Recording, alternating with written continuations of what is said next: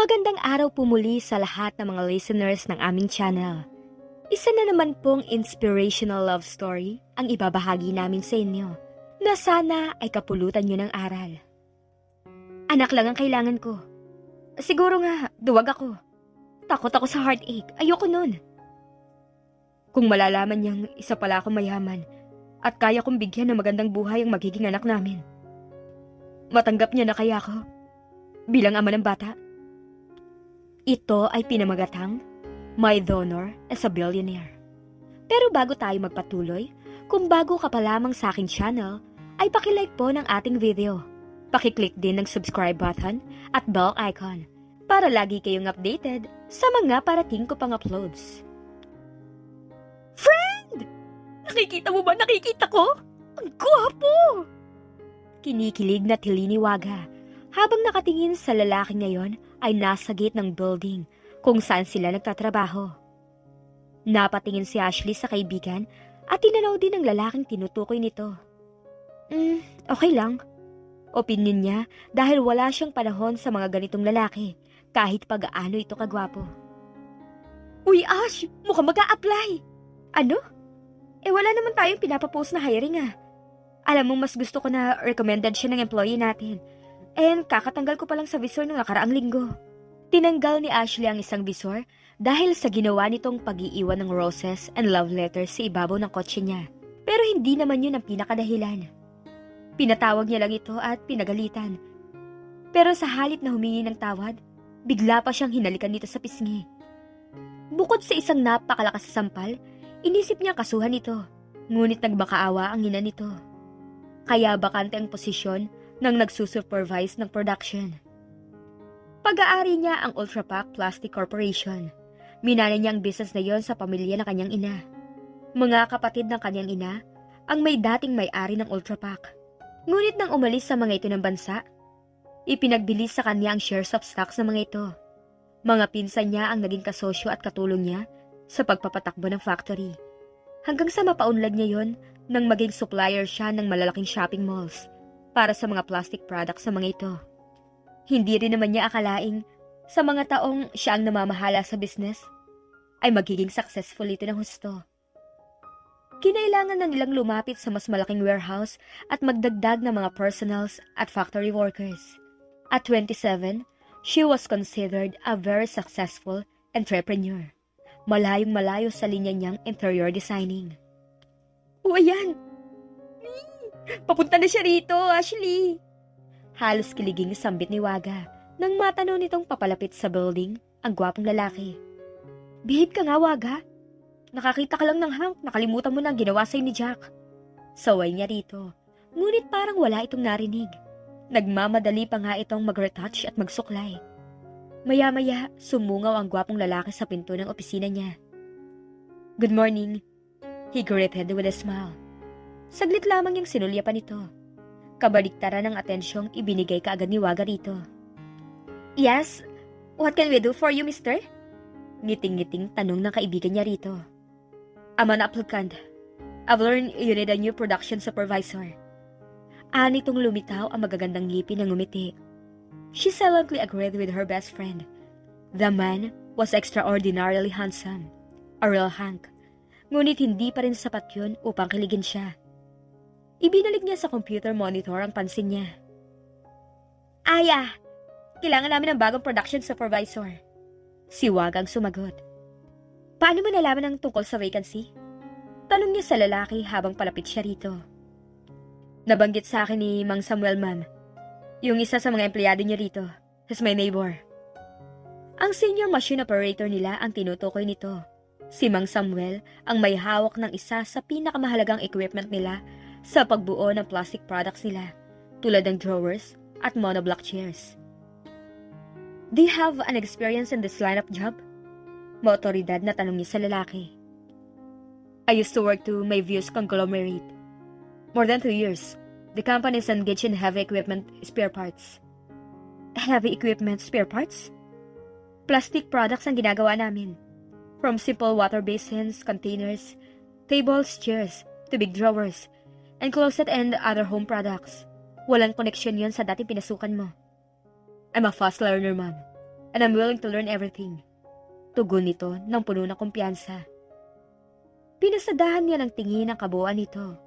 Alright, cute ang aplikante. He was tall, more than 6 feet maybe. He was all in. White short sleeve polo at faded jeans ang suot nito. At nagmukha itong modelo ng jeans. At kahit relo lamang ang accessories nito sa katawan, punong-puno ito ng poise at elegance. Parang sobrang gwapo ito para maging production supervisor. Parang mas bagay ito sa mga multi-millionaire companies sa business district ng Manhattan. He could even pass for a ramp model or an actor, pero wala siyang pakialam. Sa may views ka magaling? Muling tanong niya rito. Yes, ma'am. Bakit umalis ka ron? Pinatalsik ka ba? Hindi ako pinatalsik. Napilitan lang ako mag-resign. Tumaas ang isang kilay niya. Hindi siya aalis sa trabaho kung hindi pinatalsik. May ginawa siguro siya kasalanan. May I know kung bakit ka nag-resign? Tanong pa niya. The reason is too personal, ma'am.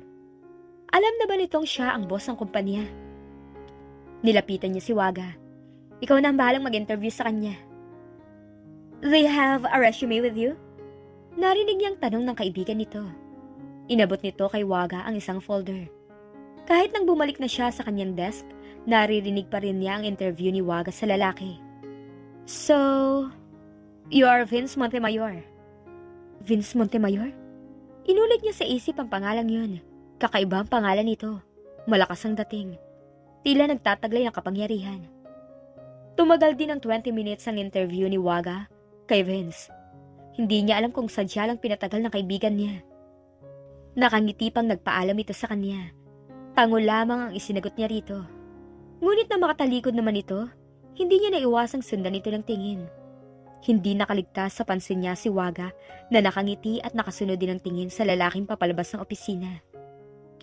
Tanggapin na natin siya, Ashley. He's qualified. He looks intelligent and hardworking.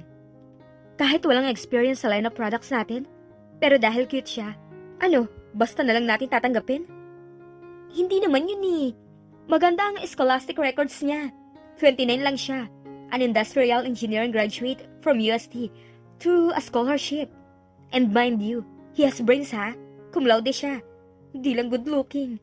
Kaya lang, it took him 6 years to graduate dahil working student siya. O diba, mga hardworking na katulad niyang kailangan natin dito sa company? Hindi pa rin ako impressed. At hindi porke gwapo siya, basta lang natin i-hire siya. Ipatawag mo muna si Mang Samuel. Alam mo namang hindi tayo basta-basta tumatanggap ng hindi natin kilala, lalo't maselang posisyon. Mahirap na. Alam mo namang mahirap magtiwala. Maganda nga ang scholastic records niya. How about his character? Mukha naman siyang mabait ah. Ikaw rin, hindi naman pwedeng matagal na bakante ang posisyon na iniwan ng bisor. Nandiyan naman si Mang Roland. Pwedeng siya na muna ang mag-supervise habang wala pa tayong na-hire. I don't see anything wrong with Vince Montemayor. There you are again. You haven't learned your lesson. Nadadala ka ng kagapuhan. Parang hindi ka galing sa isang disastrous relationship. Basta. Gusto ko pa rin ma-in love despite everything. Best friend na niya si Waga mula pa nung college. 4 years ago, naging saksi siya nang magpakaloka ito ng ma-in love sa isang papasikat na aktor.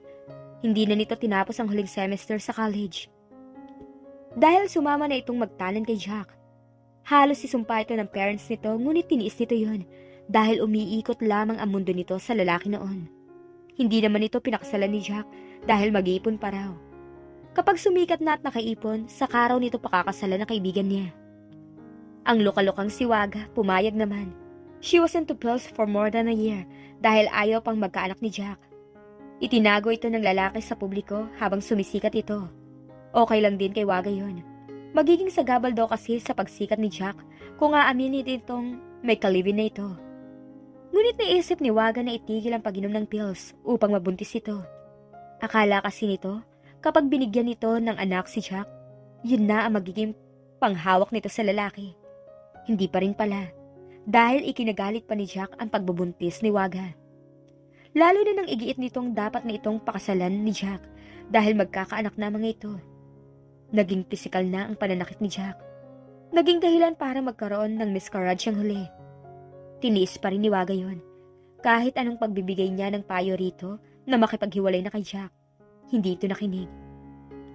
Hanggang sa naling si Jack sa isang star na nakatambal nito sa isang pelikula. Harap-harapan ng niloloko si Waga, hindi pa rin natatauhan. Umiiyak at dumadaing ito. Sinakdan daw ito ni Jack at pinagtabo yan.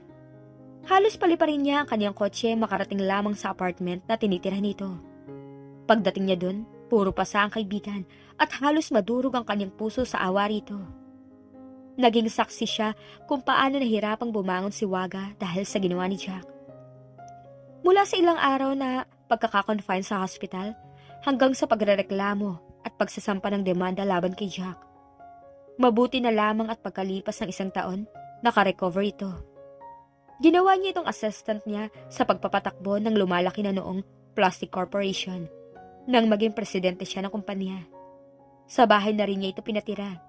Dahil 2 maids, isang driver at isang hardinero na lamang ang kasama niya sa malaking bahay nila. Mula nang mag-decide ang mami niya na manirahan na sa States. Kasama ang bunsong kapatid niya. Mag-iisang taon na rin nakakapit bahay ni Mang Samuel si Vince, Ashley. Sabi ni Waga sa kanya habang sakay sila ng Lexus niya nang hapong yun na pauwi na sila. Mabait daw si Vince, marunong makisama, walang bisyo. Katapat daw ng bahay nila ang apartment na tinitirhan nito. 2 bata lang ang kasama nito sa bahay. Binata pero may kasamang 2 bata sa bahay? Naintrigang tanong niya. Mga street children daw yun eh. Naawa siya kaya pinatira niya sa bahay niya. Pagkikwento pa ni Waga. O di ba't mabuting tao siya? Pero hindi pa rin natin alam ang dahilan kung bakit siya nag-resign sa dating kumpanyang pinagtatrabahuhan niya. Ay, hindi ko na itanong kay Mang Samuel ang tungkol dun ah. Pero hindi ba siya mismong nagsabing napilitan lang siyang mag-resign? Tanggapin na natin best friend. Dahil papa material ganun? Dahil qualified at impressive ang credentials niya. But he lacks the experience. And question mark pa rin kung bakit siya nag-resign sa dating trabaho niya. Pwede ko namang i-check yun eh. Ikaw na nga bahala. Ikaw talaga. Kapag nakakita ng gwapo, nakakalimutan mo yung ginawa sa'yo ni Jack. At hindi po porke naging disastrous ang past relationship ko, titigil na sa pagtibok ang puso ko. I'm still young, no? Gusto kong ma-inlove pa at maging masaya uli. Ewan ko sa'yo, Waga. Kapag nakakita ka ng another Jack, pababayaan na kita. Banta niya sa kaibigan. Hindi pumasok sa opisina si Ashley kinabukasan dahil may appointment siya sa kanyang OB-GYN. Wala siyang anumang nararamdamang mali sa katawan niya. May gusto lang siyang matiyak. And that was kung may kakayahan siyang magkaroon ng anak. Tatawagan kita paglabas ng result mo, sabi ng espesyalista. Thanks, doktora. Kapag lumabas naman sa resulta na walang magiging problema sa artificial method na gusto mong gawin, are you sure? Itutuloy mo ang plano mo? Paniniyak sa kanya ng doktor. I'm firm with my decision and I'm determined to go through the process kasi gusto ko po talagang magkaanak ng sarili ko. Gusto mo i-refer kita sa isang cell bank? Cell bank? That would mean hindi ko alam kung kanino galing ang gagamitin for the process. On most cases, mas gusto ng recipient na anonymous ang pagmumula ng cell na i-inject sa kanya. Sa States, yun ang policy ng mga clinics na nagsasagawa ng artificial method. The donor and the recipient must be anonymous to each other. And the staff of those clinics ay talagang tinrained para maprotektahan yung pagiging anonymous ng bot. Paano kung gusto ko na kilala kong pinagmulan ng cell na gagamitin? Well, may alam din akong case na ganun. The recipient, the woman, an unmarried one, na malapit na sa age ng pagiging old maid. Siya mismo ang namili ng panggagalingan ng cell. In fact, sumasailalim pa sa ilang test ang lalaki para masiguradong healthy ang genes niya. Millionaire yung babae. She's not attractive at nag-aalala siyang ang kayamanan lang niya ang mahalin ng sinumang lalaki. Kaya namili na lamang siya ng lalaking pagmumulan. Napaisip siya sa sinabi ng doktor. Mukha ngang mas safe kung kilala ko yung pagmumulan, no? Sabi niya. Dahil alam ko ang background at character ng lalaking pagmumulan na magiging anak ko. Well, it's up to you kung alin sa 2 options ang pipiliin mo. Ang magde-decide, ikaw. Muli siyang natahimik. Hindi masyadong pabor si Waga sa plano niyang magkaroon ng anak sa pamamagitan ng artificial method. Ngunit matagal nang nasa isip niyang gawin yun. Pinag-isipan niya ng matagal and finally, she decided to push through with the plan. I think I'd rather go for the other option. Mas gusto ko sigurong kilala ko ang panggagalingan ng cell. Kaya lang, hindi ba mas complicated ang ganon? I mean, paano kung maghabol yung guy sa bandang huli? Yun ang magiging problema ron. Kaya mas advisable at popular ang anonymous donor. Pero kung mas gusto mo talagang kilala mo ang lalaki, nasa pag-uusap niyo na yun. I'll think about it, Doctor. Sabi niya bago nagpaalam. Nakabalik na ng kotse niya si Ashley at tinitimbang pa rin sa isip ang dapat na maging desisyon. Hindi kaya magkaroon ng problema kung kilala niya at siya mismong pipili ng lalaki. Hindi kaya igit nito ang karapatan? Habang nagdadrive ay biglang may kumislap na solusyon sa kanya. Ano kaya kung bayaran niya ang magiging donor niya upang maging purely business ang magiging deal nila? Upang hindi nito igiit ang anumang karapatan sa bata. Walang kaalam-alam ang pamilya niya sa desisyon at plano niyang yun. Hindi naman siya mahihirapang itago yun dahil nasa States na ang mami niya at bunsong kapatid niya. Wala muna siyang balak ipaalam sa mga ito ang lahat hanggang sa matapos ang proseso. Isasagawa ang proseso at magsisilang siya ng kanyang magiging anak na hindi nalalaman ng mga ito. She only needed less than 10 months to complete the whole process. At tuwing Pasko lamang kung makita siya ng kanyang pamilya kapag nagbabakasyon siya sa States. Kapag nagtanong ang pamilya niya, sasabihin niyang nagka-boyfriend siya. Hindi sinasadyang nagbuntis siya, pero later, nalaman niyang womanizer pala ito. Kaya nakipag-break na lang siya. Alam niyang madali na niyang mapapaniwala ang pamilya niya. At sa tamang panahon, kapag naisilang na niya ang bata, sa kanya ipagtatapat sa mga ito ang katotohanan. Balak mo pala talagang ituloy ang plano mo? Sinabi ko naman sa yung desidido na talaga akong gawin yun. At kapag positive ang results ng test ko, I'm capable of conceiving and bearing a baby. Maghahanap na kaagad ako na magiging donor.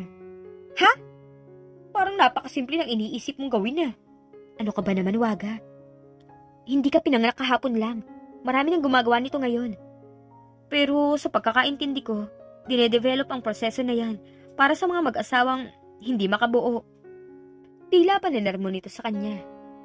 Bakit kasi gusto mo pang gumastos at mag-undergo ng kung ano ng process na yan? Why don't you do it in a natural way? Maghanap ka ng boyfriend kung talagang gusto mo ng anak. Hindi pa ako nasisira ng ulo para gawin yan. Okay, alam ko naman Ayaw mong ma-in love. Na wala kang panahon sa bagay na yan. Eh di, makipag-boyfriend ka lang kahit na hindi ka in love. Sa ganda mong yan, hindi ka mahihirapang gawin yun. Pumili ka ng ideal man para maging tatay na magiging anak mo. Pagkatapos, makipag-make love ka sa kanya sa mga panahong alam mo na, kapag pregnant ka na, di makipag-break ka na. Hindi ka na gumastos at nag-undergo ng kung ano-anong medical processes na yan. Nag-enjoy ka pa. Sinundan nito yun ng hagik-hik. Binato niya ito ng isang piraso ng kastanyas. Pagkatapos ang nangyari sa'yo, at ng mga sama ng loob na tiniis ni Mami, sa tingin mo, susundin ko pinapayo mo? Buwelta niya rito. Pagkatapos niyang masaksihan kung paanong halos lumuha ng bato si Waga at kung paanong tahimik na nagsuffer ang mami niya sa piling ng kanyang babaerong ama. Noon akala niya maayos ang pagsasama ng parents niya. Isang piloto ang kanyang ama, kaya sa maraming pagkakataon, hindi nila ito nakakasama. Ang akala niya sa tuwing hindi nila ito kapiling ay nasa abroad dito at abala sa trabaho. Kailanman hindi niya nakitang umiyak ang mami niya. Nalaman lamang niyang may iba na palang pamilya ang kanyang ama nung magkasakit ito at kailangang operahan. Hindi lamang pala dalawa ang babae sa buhay nito, kundi marami pa. At sa lahat ng yun ay may anak ito. Ang masakit pa, malalaki na rin ang mga anak nito. Sa number 2 nito. Pinilit lamang palang ilihim ng mami niya sa kanilang magkakapatid na may mga pagkakataong kapag hindi nila kapiling ang daddy niya, ay nasa piling ito ng iba pang pamilya. She was hurt. She felt cheated. Halos madurog ang puso niya sa awa sa kanyang ina. Dinala nito ng tahimik ang lahat ng hirap. She could just imagine kung gaanong sakit ang idinulot nun sa mami niya na naging napakabuting asawa. Hanggang sa mamatay ang daddy niya 3 years ago. May iniwan pa itong sama ng loob sa mami niya at sa kanilang pamilya. Dahil may pang-4 na babae pang sumulpot sa mismong wake ng daddy niya. Isang Filipina-Japanese at kapapanganak lamang nito. Ang isa sa naging karelasyon ng daddy niya ay gumawa pa ng gulo. Pinipilit nitong makuha ang bangkay ng daddy niya dahil ito raw ang tunay na mahal ng daddy niya. Naghahabol din ito sa mana. Nang tanungin niya ang kanyang mami kung bakit tiniis nito ang lahat ng panloloko. Matagal na palang gustong makapaghiwalay ng daddy niya rito. Nagmakaawa lang daw ito. Awang-awa siya sa mami niya habang galit na galit naman siya sa kanyang daddy. Matagal-tagal na panahon din bago niya napatawad ang daddy niya. Ngunit nag-iwan ng lamat sa pagkatao niya ang lahat ng natuklasan niyang pagtataksil at pang-aagrabyado nito sa kanyang ina na walang ibang ginawa kundi mahalin nito. Dahil sa natuklasan niya, parang nabaling na sa lahat ng lalaki ang galit niya sa kanyang ama. Ni hindi na siya nag-entertain ng suitors. Nakikipagkaibigan siya sa mga lalaki ngunit kapag nagsisimula ng manligaw sa kanya, sinosopla na niya. And on her 26th birthday, and that was last year, nang makilala niya ang isang dating classmate at malaman niyang nagkaroon ito ng anak through artificial method called in vitro fertilization process. Naging interesado siya. She wanted to have a child. Lalong ayaw niyang ma-inlove kaya nga umiiwas siya. Okay, sige. Ituloy mo yung plano mo kung talagang gusto mo. Pero hindi ba parang absurd yung idea na hindi mo kilala yung ama ng anak mo? Malay mo, may lahing psychotic pala yung donor mo. O baka nananalaytay ang sakit na cancer sa dugo ng pamilyang pinagmulan nito.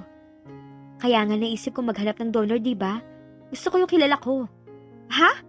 You mean, ikaw mismo maghahanap? At sino naman kayang lalaki ang magiging karapat-dapat para maging ama ng anak mo? Mamimili pa ako. And the man must meet your high standards, right? Yeah, tama ka. Ano naman ang mga yun? I won't be looking for a prince. Okay na sa akin basta isang mabuting tao, walang bisyo at may mataas na IQ. May prospect ka na ba? Wala pa, magsisimula pa lang ako maghanap. How about Bench? Yung doktor na head over heels na in love sa'yo? Ayoko. Dapat hindi in love sa akin yung guy. Dahil baka gamitin niyang sitwasyon para kulitin ako. Ayoko ng complications. Lalong ayoko ng sakit sa ulo. Pero paano mo papapayag ang prospect mo? Hindi yatang madaling sabihin sa harap ng isang lalaki na kailangan mo siyang maging donor. I'm going to pay him. Ano? It's going to be a business deal. Kailangan ko ng cell for my IVF or gift procedure at babayaran ko yun. And do you think may matinong lalaki papayag? And why not? Walang mawawala sa kanya, magkakapera pa siya.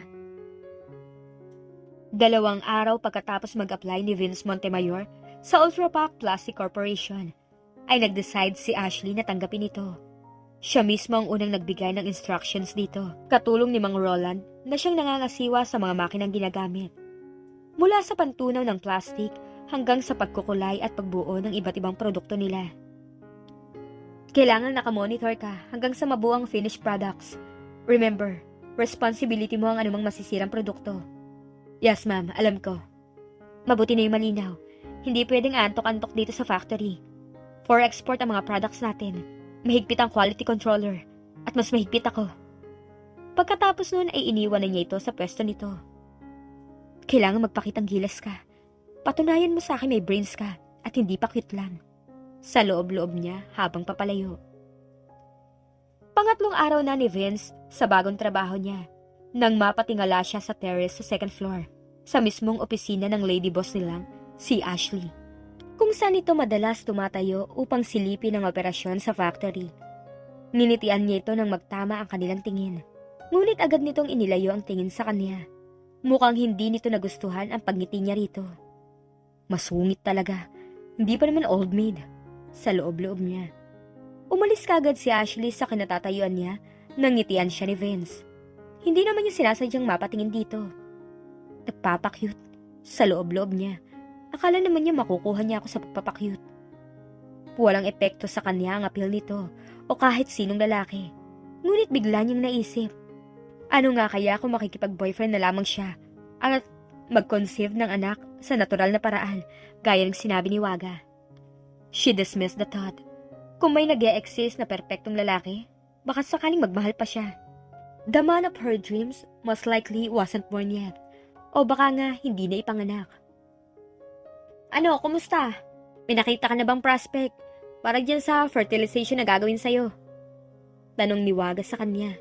Wala pa nga eh. Well, ako meron. Mayroon ang nahanap para sa'yo. Talaga? Ang bilis naman. Hindi ko nga alam kung saan ako maghahanap eh. Naisip kong sa internet pero natakot din akong baka makatagpo ako ng loko-loko. Hindi ba ang gusto mo yung kilala mo? Therefore, wala ka ng problema. Your search is over. Based on the information I already know about him, he's the perfect candidate. Sino ba yung prospect mo? Interesadong usisa niya. E di si Vince Montemayor. Halos pabulong na sagot nito. Tumaas ang kilay niya. What? And why not? Lahat ng requirements mo na-meet niya. He's good-looking, mabuting tao, at mataas ang IQ. Sigurado ako, maganda o gwapo magiging anak mo dahil mukhang magandang lahi niya. Hindi ako kabayo na naghahanap ng thoroughbred para magkaroon ng magandang lahi. What I need are healthy genes. Mismo! From the way I look at him, siya ang hinahanap mo. Malakas ang kutob kung papayag siya kapag kinausap mo siya. I think he's perfect for your plans, Ashley. Gusto mo siyang makilala ng mabuti? Sa tingin mo, papayag siya? I think so. Not a bad choice. Pero, paano ko pa siya makikilala ng mas mabuti? Problema pa yun? E di imbitahan natin siya rito sa bahay para sa isang dinner. Tamang-tama, birthday ko next week. Magpapahanda tayo. At iimbitahan natin siya rito. Kasi kung magtatanong lang tayo kay Mang Samuel, baka maintriga yun at isiping nag-flirt tayo kay Vince. What do you think, best friend? Sige na nga. May pag-aalinlang pagsang-ayon niya. Ilang piling kaibigan at staff sa opisina ang inimbita ni Waga para sa salo-salo sa birthday nito upang magkaroon sila ng pagkakataong makilala ng mas mabuti si Vince nang hindi naman halata. Pwede bang mamaya na lang kayo umuwi ni Mang Samuel? Narinig ni Ashley na hiling ni Waga kay Vince nang isa-isa nang nagpapaalam ang mga bisita. Nagpaunlak naman ang lalaki. Nang makauwi na ang lahat ng bisita, tumulong sina Vince at Mang Samuel sa pagliligpit. They had wine and a gazebo. Pansamantalang natungon ang topic nila sa masasarap na pagkain inihanda. Mahilig pala sa healthy food si Vince. Naniniwala kasi akong ang haba ng buhay natin nakadepende sa klase at dami ng pagkain ini-intake natin. Sabi nito. Hindi rin daw ito mahilig uminom. Kapag may mga special occasion lang. Lihim na kumindat si Waga sa kanya. Do you smoke? I tried it when I was a teenager. Pero nanghihinayang kasi ako sa perang ibibili ko para lang sa isang sigarilyo. Wala naman ako mapapalang mabuti. Isang stick, isang minutong mawawala sa buhay ko. Very well said. Napatingin siya sa kaibigan na kaharap niya. Katabi ito ni Vince. Muling kumindat ito sa kanya. By the way, how are you related to Montemayor in Mindoro? Hindi ko siguro sila kaano-ano. Sa Davao ako halos lumaki. Hindi mo pa sinasagot ang tanong namin noon. Bakit ka nag-resign sa My Views? Sumimsim ito ng brandy bago sumagot. Pinagseselosan ako ng boss ko. Dahil madalas nagpapasama sa akin ng wife niya sa mga lakad dito.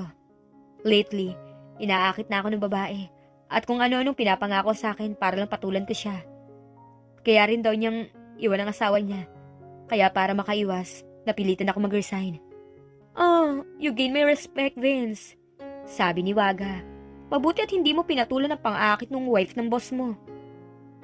Isip ang pinapagana ko sa bawat desisyon ko. Ma'am Waga. Ay, tama lang ang ginawa mong yun. Sabad ni Mang Samuel. Malalim na ang gabi nang umalis si Mang Samuel at Vince. Doon na nila pinatulog ang kanyang sekretarya. What do you think of him, Ashley? Tanong ni Waga sa kanya nang makaalis na mga ito. Mukhang nagpapa-impress. You mean you didn't find him nice at all? Pwede na rin, passable. Kung sa bagay, may lalaki na bang naka-attract sa'yo? Wala pa naman eh. Ang importante, I'm considering him to be the Dora I'm looking for. Talaga? At least nakapasa siya sa standards mo. Mula noon na natutokso na si Ashley, natanawin si Vince mula sa opisina niya upang obserbahan ang mga kilos nito. He's perfect for your plans. Naalala niyang sabi ni Waga sa kanya. May pleasant personality ito, physically fit, at mukha namang mabuting tao. So far, nakikita niyang may katwiran si Waga. Kung matitiyak niyang healthy ang genes si Vince, walang lahing psychotic at hindi gumagamit ng bawal na gamot. Nangangahulugang magandang source ng cell ito. Pero paano siya maglalatag ng proposal dito? At ang pinaka-importanting tanong, papayag kaya ito? Hindi niya alam kung anong magiging reaksyon ng isang lalaki kung sasabihin niya ang plano at proposal niya rito. Bahala na. No guts, no glory. Hindi na naalis sa isip ni Vince ang lady boss niyang si Ashley pagkatapos na magkaharap sila ng matagal sa birthday ni Waga. Ashley Kagin was surely attractive. Bagamat bihirang-bihirang umiti ito at lalo lamang yung bumubuhay sa interes niya rito. He was intrigued by her intense eyes and pouting lips. Mas malakas ang appeal sa kanya ng mga babaeng katulad nito. At may kung anong emosyong pinupukaw ito sa kanya. It had been a year mula nang mag-break sila ng huling girlfriend niya. After that, puro flings na lang. Wala na siyang naging seryosong relasyon. May boyfriend na kaya siya? Tanong niya sa sarili. Naintriga si Vince ang sabihin sa kanya ni Waga sa intercom na pinapatawag siya ni Ashley sa opisina nito. Sandaling iniwan niya ang trabaho at umakyat siya ron. May hingin lang sana akong favor sa'yo. Panimula agad nito habang nakatayo siya sa harap ng desk nito. Anything, ma'am. Pwede mo ba ako samahan tomorrow night? I need an escort. May dinner invitation kasi ako. Tomorrow night, ma'am? Yes. Pwede kang mag-out ng 4 o'clock. Then bumalik ka rito before 7 para sa dinner na dadaluhan natin. Yes, ma'am. Sige na, Vince. You can go back to your post. Bago siya tuluyang lumabas ng opisina, ay nilingon pa niya si Ashley. Nakayuko na ito sa paperworks na nasa harap nito. Hindi niya gustong tingnan ito dahil baka ikagalit nito. Ngunit hindi niya maiwasan. At kahit na alam niyang malamang na masamain nito kapag nahuli siya nito, ay hindi pa rin niya masaway ang sarili. Dinadaig siya ng udyok ng sariling damdamin. He liked Ashley Kagin. Nainlove na nga yata siya sa kanyang boss dahil unang kita pa lamang niya rito nang tumuntong siya sa compound ng Plastic Corporation. May kung ano nang pinukaw ito sa kanya. Isang damdaming halos 3 taon na rin niyang hindi nararamdaman pagkatapos makipag-break sa nobya. Hindi kasi naintindihan ng dating nobya niya ang kakulangan niya ng oras. Nagtatrabaho siya sa isang hotel bilang head waiter habang nag-aaral siya sa araw. Nag-decide silang mag-break dahil gusto niyang mag-concentrate sa pag-aaral at trabaho. Ngumiti nang makita niya si Ashley. May kung anong nabuhay na damdamin sa kanyang puso. Hindi lang physical attraction ang nararamdaman niya, kundi mas malalim pa ron. Ang problema, hindi sila nakatayo sa isang level. Isang karaniwang empleyado lang siya nito. Baka hindi niya ito maabot. Ngunit hindi niya maiwasang mapangiti dahil siya ang pinili nito na maging escort nito para sa dinner date na pupuntahan nito. Natigilan si Ashley nang makita niya si Vince sa bungad ng pintuan ng kaniyang opisina kinabukasan ng gabi. 7:00 ang usapan nila, ngunit 6:30 pa lamang ay mukhang handa na ito. Printed polo ang suot nito na nakatuck-in nito sa jeans. His leg-hugging jeans fitted his lean long legs. At natigilan siya kapag napagmamasdan niya ito. Ngunit may paliwanag siya sa nararamdaman niyang yon. This is but natural. Normal na babae ako. Natural lang na ma-attract ako sa gwapong katulad niya. But definitely, it doesn't mean a thing. Masyado kayatang maaga para sa lakad natin. Mas mabuti na ang maaga, ma'am.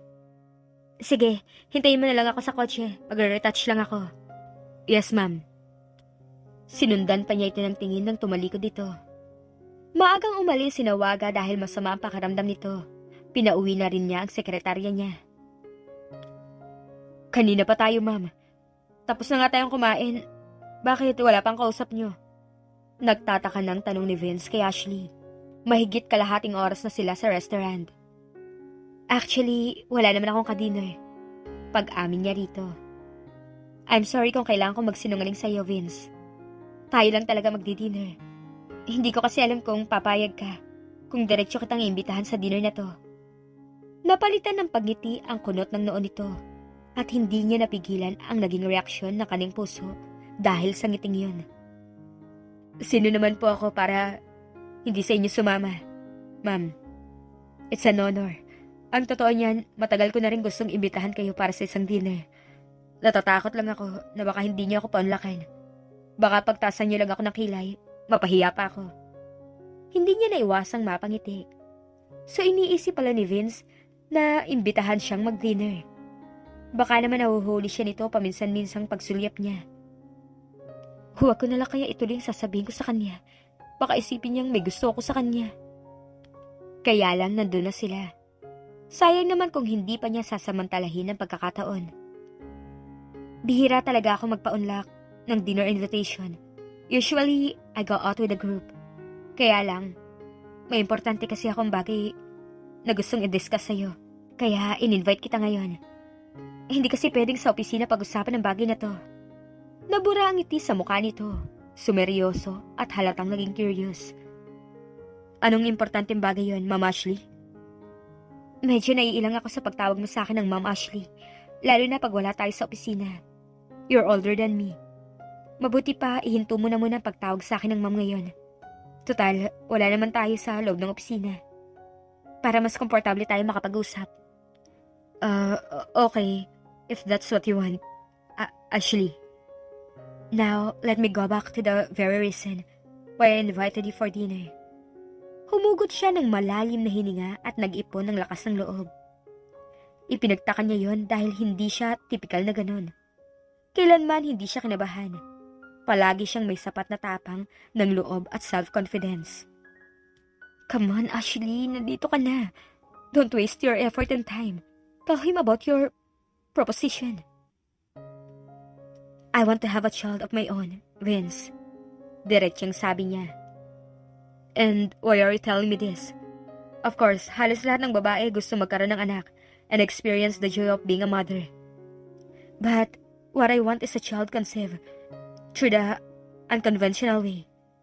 Through a method called in vitro fertilization. Paliwanag niya. Kumunot na naman ang noon nito. You, what? Are you serious? Of course I am. Hindi ako mag-aaksaya na panahong imbitahan ka dito kung nagloloko lang ako.